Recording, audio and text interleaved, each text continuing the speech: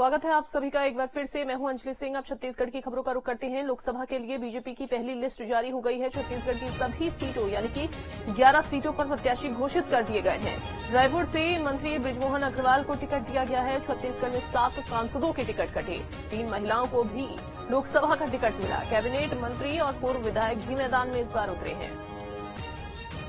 तो रायपुर से मंत्री बृजमोहन अग्रवाल, जिनको आपको बता दें कि टिकट दिया गया है, रायपुर से उन्हें टिकट मिला। छत्तीसगढ़ में 7 सांसदों के टिकट फिलहाल काटे गए हैं। 3 महिलाओं को भी लोकसभा का टिकट दिया गया।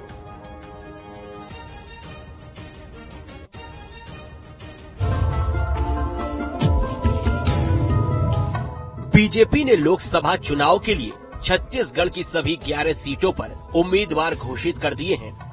दिल्ली में कई दिनों तक चले मंथन के बाद कैंडिडेट्स के नाम का ऐलान किया गया है, जिनमें कई बड़ी बातें निकलकर सामने आई हैं। सबसे पहली चीज जो देखने को मिली थी, इस बार 7 सीटों पर अपने प्रत्याशी बदल दिए गए हैं। सिर्फ 2 सीटों पर पार्टी ने पुराने चेहरों पर भरोसा जताया है। 7 में से 3 चेहरे ऐसे हैं जो विधायक बन गए हैं, यानी 4 सीटों पर पार्टी ने पुराने चेहरों से किनारा कर लिया। वहीं बीजेपी ने विधानसभा चुनाव की तरह यहाँ भी महिलाओं पर खास फोकस किया है। पार्टी ने 11 में से 3 सीटों पर महिलाओं को टिकट दिया है, यानी पार्टी इस बार लोकसभा चुनाव में ज्यादातर नए चेहरों के साथ उतरेगी।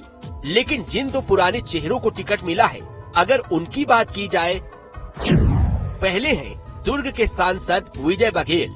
ये वही विजय बघेल हैं जिन्होंने दुर्ग से छत्तीसगढ़ के पूर्व सीएम भूपेश बघेल को विधानसभा चुनाव में चुनौती दी थी, लेकिन वे चुनाव हार गए थे।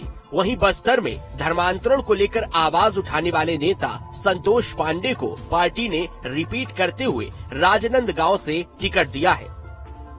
वहीं पार्टी ने जिन नए चेहरों पर सांसदी का दांव लगाया है, उनमें कई प्रदेश की राजनीति में अच्छा सियासी कद रखते हैं।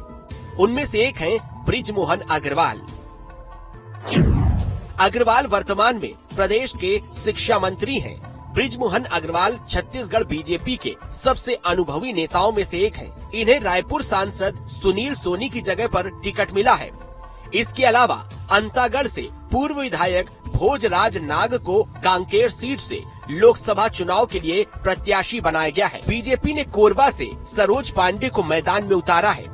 सरोज पांडे 2009 में दुर्ग सीट से लोकसभा का चुनाव जीत चुकी हैं।